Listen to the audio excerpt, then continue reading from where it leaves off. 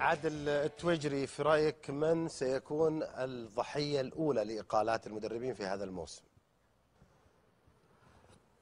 مبدئيا أنا ما أقدر أشجع أحد، بس في كلام عن كارينيو.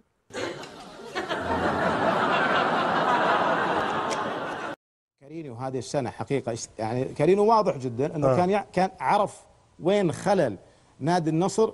طيب. وعمل بشكل كبير جدا اللي هو الدفاع أولا وأخيرا.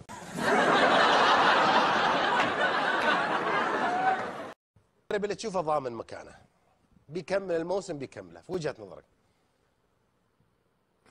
أعتقد سامي الجابر. أم تعطي سامي الجابر كمدرب من 10 حتى هذه اللحظة؟ لا يتجاوز حتى 5 ما يتجاوزها.